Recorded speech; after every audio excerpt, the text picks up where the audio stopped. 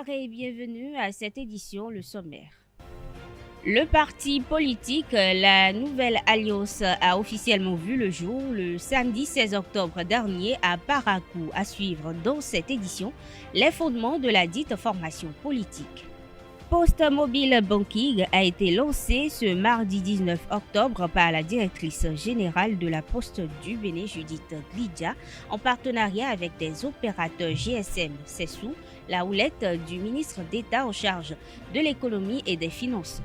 L'empereur Olobé et ses co-accusés seront fixés sur le sort le 26 octobre prochain. Décision du juge en charge du dossier.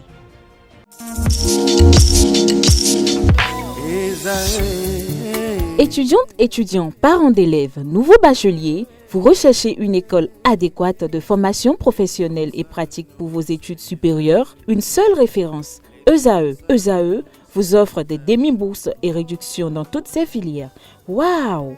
Payez 300 000 au lieu de 550 000 en licence 1, 2 et 3 en journalisme, réalisation, sciences de gestion, administration des affaires, sciences économiques et sciences juridiques. En master 1 et 2, 670 000 en journalisme et 550 000 en sciences de gestion et administration des affaires au lieu de 1 070 000. Écoutez, pour les 100 premières inscriptions en administration générale et administration des finances, payez 450 000 au lieu de 550 000 pour la licence 1, 2 et 3. En master 1 et 2, payez 870 000 au lieu de 1 070 000. Alors, rendez-vous vite à ESAE pour la rentrée académique 2021-2022. Les deuxième et troisième années démarrent le 20 septembre 2021 et la première année le 11 octobre 2021. Informations et renseignements, ESAE Cotonou, 3e rue à droite en quittant le carrefour Jadot pour la BIBE Jéricho. Téléphone 96 80 55 11 ou 98 98 14 00 ou encore 90 93 65 21. ESAE, l'excellence à un an.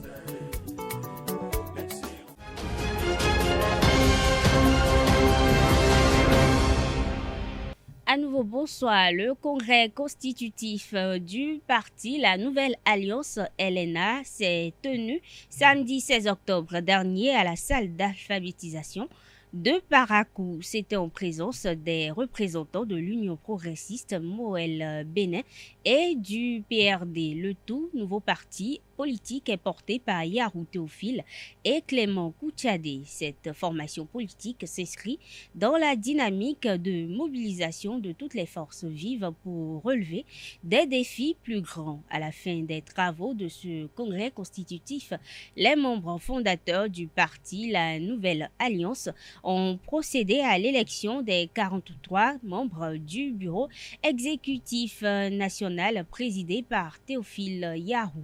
Je vous invite à suivre Clément Koutiadé au lendemain des travaux qui a exposé les fondements de la création de cette formation politique au micro d'Abdelkader Achiro. Ceux qui ont fondé le parti LNA sont en majorité des gens qui sont sortis du parti FCBE. Et quand vous allez voir, vous allez constater également que c'est des gens qui ont certainement le même point de vue par rapport à une vision.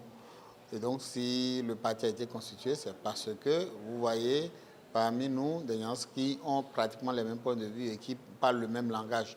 Et puisque de l'autre côté où on était tout ce qu'on disait n'était plus écouté, il fallait se mettre vraiment à part pour créer un parti où on peut encore ratisser pour que nous soyons une grande famille. Naturellement, je pense que nous sommes dans la droite ligne du système partisan. Vous n'êtes pas sans savoir que le système partisan ne refuse pas le multipartisme intégral. Et donc, nous sommes toujours dans le même marché. Notre marché, ce sont les peuples, c'est la population, ce sont nos militants.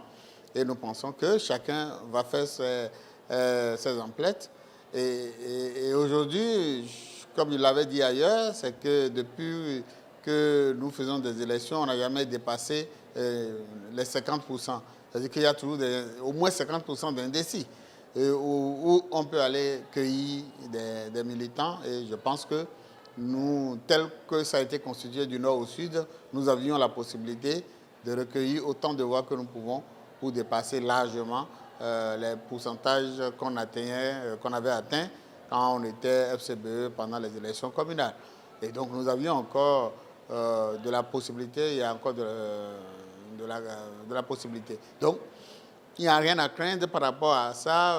Pour ceux qui disent que c'est pour mettre à mal le système partisan, je ne crois pas que ce soit ça. C'est d'ailleurs pour le renforcer, puisque le système partisan souhaite qu'il y ait plus de démocratie dans les partis politiques. Et quand vous n'avez plus de démocratie, il faut voir comment faire pour les restaurer. Et si ça ne marche pas, mais ce n'est pas la guerre, il faut se mettre à part pour créer sa chose, où on peut peut-être mieux parler, où on peut mieux faire un vrai débat politique. Je pense que nous avions pris l'habitude de ne plus parler de FCBE. Nous regardons vers l'avenir, il n'y a aucune possibilité de règlement de compte ou de vengeance. Encore que nous, on n'est pas vindicatif. La preuve, c'est que il y a des militants qui sont toujours de l'autre côté. Il y en a qui sont avec nous. On n'en fait pas un problème. Donc, il n'y a aucune vengeance dans ce que nous faisons. C'est beaucoup plus pour mieux se positionner au niveau politique et mieux faire valoir notre idée, notamment notre idéologie qui est le social-libéralisme. Nous avions beaucoup d'adhésions depuis qu'on est né. Il y en a qui pensent que nous pouvons faire comme ça et ils voulaient faire aussi comme ça. Donc, les questions de 10%, si je vous dis aujourd'hui que nous n'aurons pas, c'est que je ne suis pas un parti constitué. Donc, je vais à une compétition pour gagner et je vais à une compétition pour atteindre le minimum pour gagner. Donc, les questions de 10% ne sont même plus une des questions à poser aujourd'hui pour un parti qui est né. Nous allons travailler pour l'avoir. Au moment où on était dans FCBE, personne ne vendait très cher la peau de FCBE, pourtant, on a pu avoir 15%. Donc, ce n'est pas maintenant où nous avions, en dehors de ceux qui étaient avec nous de l'autre côté, nous aurons encore d'autres personnes en plus que nous n'aurons pas ce pourcentage. En plus, on pourrait même battre tous les autres partis qui existaient déjà, puisque nous voulons prendre d'un peu partout pour en faire vraiment une grande alliance. Et on a dit la nouvelle alliance qui porte aussi tout ce qui est paix, tout ce qui est pur, tout ça. Donc je pense que nous pouvons aller très loin et nous travaillons pour aller loin. Restons avec Clément Kouchadé qui, au micro d'Abdelkader Achirou, a décliné et expliqué la vision du parti. Moi, je pense que ça ne peut être qu'une nouvelle pédagogie politique. Ni de la mouvance, ni de l'opposition, ni centriste même. Parce qu'aujourd'hui, qu'est-ce que nous constatons ? Dans aucune mouvance aujourd'hui, on a la véritable paix. Les gens, je ne crois pas qu'il y a toujours des mouvements de chaises entre les partisans de telle mouvance et de telle mouvance. Dans l'opposition, c'est encore plus grave. Même si on se déclarait de l'opposition, personne ne va nous croire. Personne ne croit à aucune opposition aujourd'hui, puisque à l'intérieur de chaque opposition, il y a toujours une mouvance qui est dormante. Mais pourquoi ne pas regarder autrement aujourd'hui et de voir ce qui se passe ailleurs? Parler beaucoup plus d'une idéologie où le libéralisme tel que ça se pratique aujourd'hui n'est peut-être pas un bon libéralisme. Pourquoi ne pas amener les dirigeants d'aujourd'hui à voir du côté d'un libéralisme qui met le social avant tout. Un libéralisme qui met l'homme au cœur de tout. Oui, le libéralisme, peut-être qu'on en pratique aujourd'hui. Est-ce que, par exemple, le coton est totalement libéralisé? Mais est-ce que tout le monde peut participer à l'achat du coton et à la revente du coton? C'est tout ça là que nous pensons qu'on peut maintenant, on peut parler de ça et amener les dirigeants à regarder mieux de ce côté-là. Et peut-être d'autres, il y a peut-être le monopole ailleurs, le monopole d'État dans d'autres domaines. Nous pensons qu'il faut libérer ces monopoles. Mais au-delà de ça, il faut libérer, mais il faut que l'homme soit mis au cœur à travers le social que nous voulons faire, à travers tout ça. Donc, parler beaucoup plus de d'une idéologie aujourd'hui, c'est mieux que de dire je suis de la mouvance, je suis de l'opposition. Mais ça, c'est comme si vous êtes né rien que pour servir quelqu'un, mais il faut être né, il faut naître pour se servir soi-même. Et je crois que c'est ce que nous voulons essayer. Et avec l'aide des militants, avec l'aide des populations, on doit pouvoir nous retrouver sur l'échiquier national à travers donc, les prochaines élections et montrer ce que nous pouvons faire et effectivement le faire valider. Donc c'est un peu notre logique aujourd'hui que de dire que nous sommes de l'opposition tout de go, sachant que peut-être demain, personne parmi nous vont se retrouver peut-être dans une mouvance et quitte à faire dégringoler notre option de l'opposition ou bien de la mouvance. Donc tout ça là, c'est bien possible. Ceux qui se disent centristes dans d'autres pays, il faut savoir qu'ils sont ils sont au centre par rapport à la droite et à la gauche. Ici, on ne sait pas qui est à droite, on ne sait pas qui est à gauche. Nous voulons être de ce parti politique qui apporte des choses nouvelles à la politique. Vous savez, aujourd'hui, ils sont nombreux à être des indécis. Et je suis sûr que si je vous questionne vous-même, vous ne pouvez pas me dire que vous êtes de tel parti. Et il y en a tellement dans le pays que nous pouvons récupérer à travers ce que nous faisons. Il y en a qui veulent être de la mouvance, mais qui pensent que mais la mouvance aussi peut faire autrement. Mais il y en a qui veulent être de l'opposition, qui pensent que l'opposition peut faire autrement. Nous, on veut récupérer tout cela pour qu'ensemble, on puisse bâtir le Bénin, un Bénin vraiment nouveau. Et c'est pour cela que nous avions créé le LNA. Et en plus de ça, nous avons besoin d'une réconciliation. Et la réconciliation pour nous demande beaucoup de patience. Et c'est pour cela que et les militants ont demandé qu'on puisse accompagner notre LNA de Sourou. Même si ça ne figure pas sur le logo, mais il faut avoir le Sourou, il faut avoir la patience. Et ça, on a tous accepté parce que dans toutes les langues, la patience est Sourou. Comme annoncé, le déguerpissement du quartier Koulakodji a démarré le 18 octobre 2021. Malgré les préalables, les populations sont surprises car elles s'attendaient à une période de sursis après l'indemnisation de tous les habitants. Certains attendent toujours de savoir quel sera le sort car ils estiment qu'ils n'ont toujours pas vu leur nom sur la liste des personnes à indemniser. Suivez plutôt. L'opération de libération de Koulakodji dans le cadre de la modernisation du centre administratif et commercial de Ganhi démarré hier continue son exécution. Les populations, toujours sous le choc, exposent leur situation actuelle.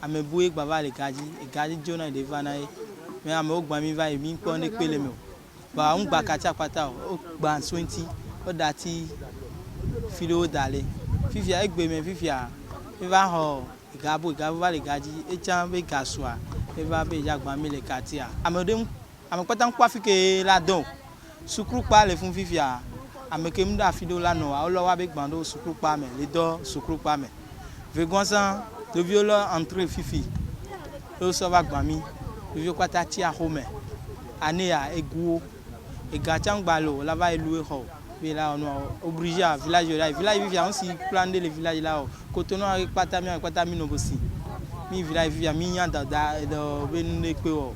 Malgré leur peine, les populations remercient le gouvernement qui a mené des actions pour la réhabilitation de certains ménages. Ils exhortent les autorités à prendre en compte le reste des populations.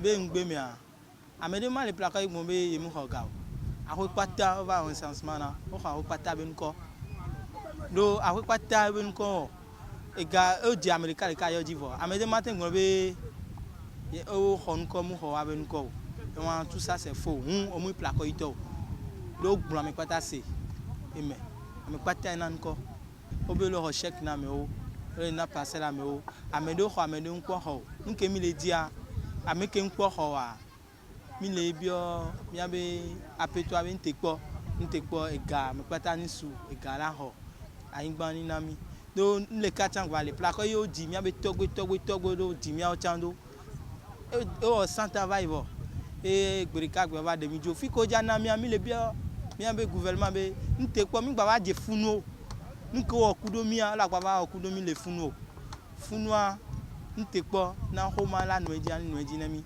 Khoulakodi, quartier des pêcheurs, est en train de vivre ces derniers instants. Dans la marche vers la digitalisation de ses services, la Poste du Bénin a posé un pas important dans la matinée de ce mardi 19 octobre. La direction générale a lancé Poste Mobile Banking grâce à un partenariat avec les opérateurs GSM, MTN et Move, placés sous l'égide du ministre d'État chargé de l'économie et des finances. La cérémonie du lancement officiel de la banque digitale de la Poste s'est déroulée au siège des postiers béninois. Reportage signé Setolé Larios à Diaguino. Un proverbe dit que le meilleur moyen de prévoir le futur, c'est de le créer. Le futur est ici, devant nous, car Poste Mobile Banking est là. Fruit d'un partenariat avec les réseaux GSM, MTN et Move, la Banque digitale de la Poste du Bénin vient offrir une facilité dans les transactions financières aux détenteurs d'un compte à la Caisse nationale d'épargne CNE ou au centre des chèques postaux CCP. La Poste du Bénin, c'est plus de 40 000 clients du centre des chèques postaux CCP et près de 800 000 clients de la Caisse nationale d'épargne. C'est vous dire que le service Post Mobile Banking que nous lançons ce matin est désormais l'un des plus puissants leviers d'inclusion financière dans notre pays. Et désormais, il est donc possible de disposer de son argent à la Poste du Bénin sans se déplacer vers une agence commerciale à travers les comptes mobiles de Move et de MTN. Des semaines de travail, des mois de réflexion, les équipes des trois structures ont travaillé d'arrache-pied pour sceller ce partenariat public-privé, ce qui va soulager les peines des populations, notamment celles des contrées les plus reculées. Il n'est plus à démontrer aujourd'hui que la digitalisation, en plus d'être un moteur de l'économie nationale, est un facteur d'intégration dans l'économie mondiale. Nous sommes ravis aujourd'hui que la Poste du Bénin nous associe dans sa marche vers la digitalisation de ses services. Ce service vient soulager encore une fois les populations béninoises et permettre de pouvoir expérimenter vraiment une digitalisation réelle parce que cela mettra fin au déplacement physique pour pouvoir permettre à ses clients de pouvoir en un instant pouvoir opérer des transactions entre leurs deux comptes. Cette innovation à la Poste du Bénin s'inscrit dans une politique globale de digitalisation et de dématérialisation des services menée par le gouvernement du chef de l'État, Patrice Talon. Aujourd'hui, grâce au numérique et notamment aux opérateurs GSM, Move Africa et MTN Bénin que je salue, nous sommes heureux d'opérer cette transformation des offres de services de la Poste du Bénin. Ceci, en vérité, n'est que le premier pas sur le chemin du vaste chantier de transformation digitale qui va s'opérer au sein de la Poste du Bénin au cours des mois à venir.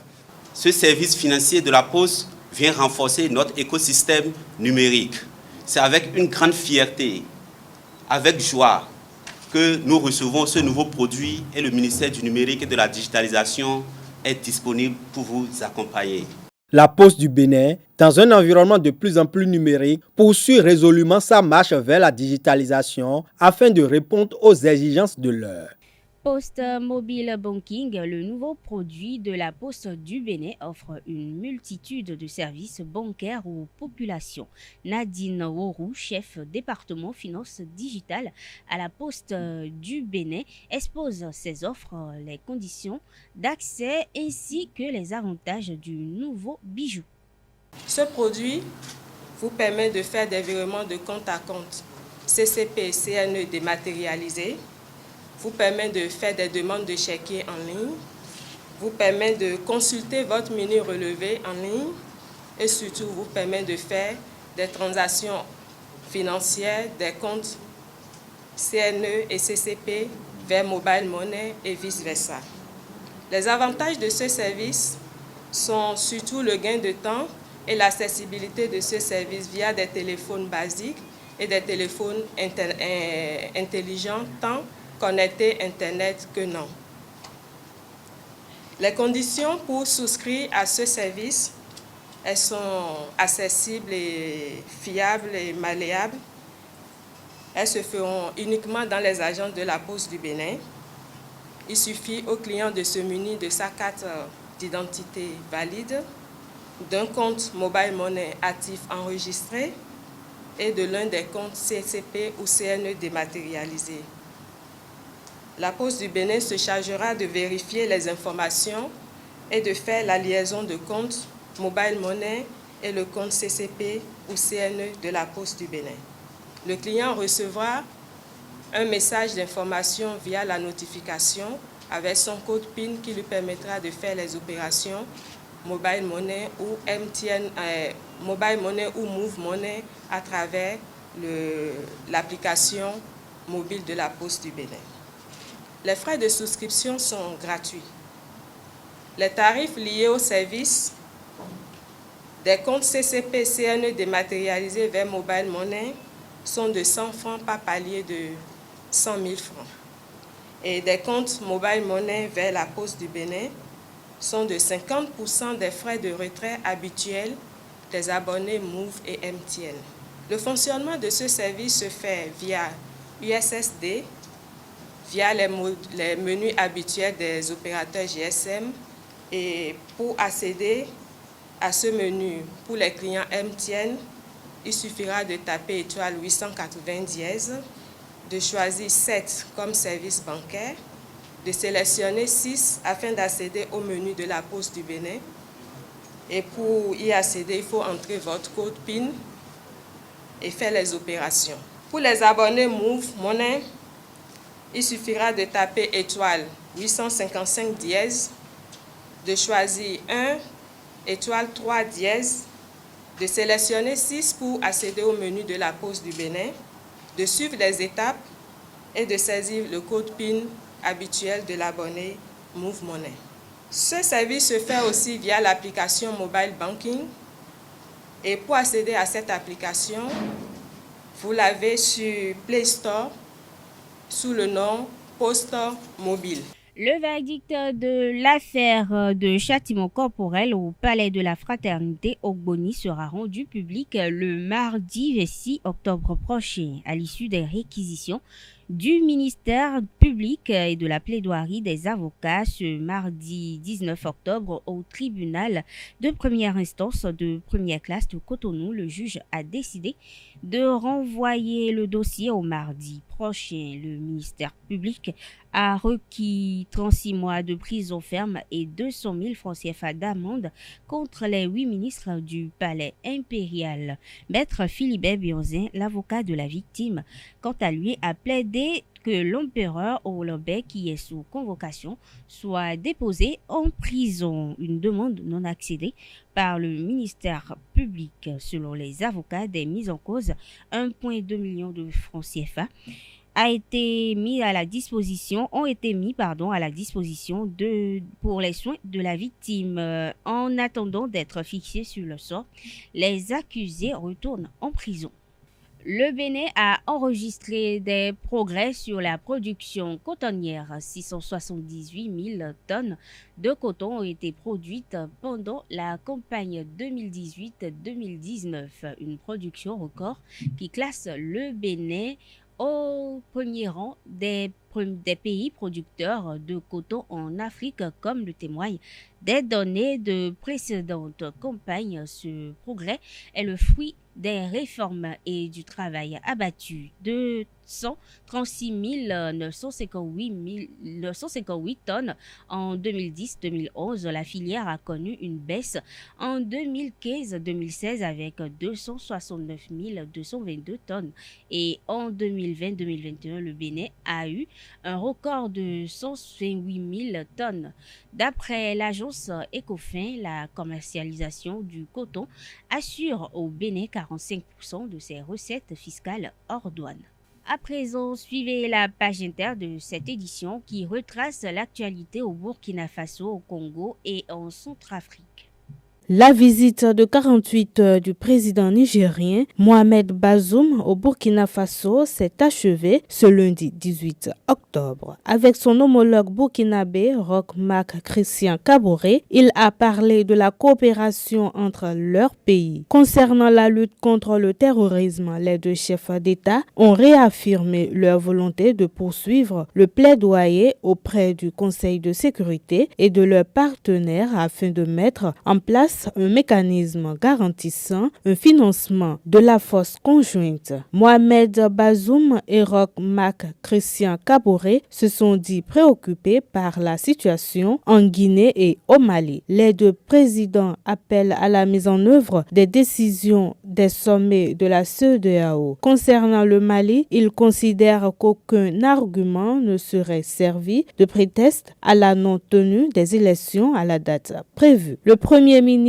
congolais Anatole Koliné Makosso a lancé lundi 18 octobre à Brazzaville une opération coup de poing de 45 jours afin d'intensifier la lutte contre la propagation du Covid-19 dans le pays et réduire l'impact d'une troisième vague. L'opération coup de poing devra agir efficacement sur cette urgence dont la première est la vaccination selon le ministre Anatole Koliné Makosso.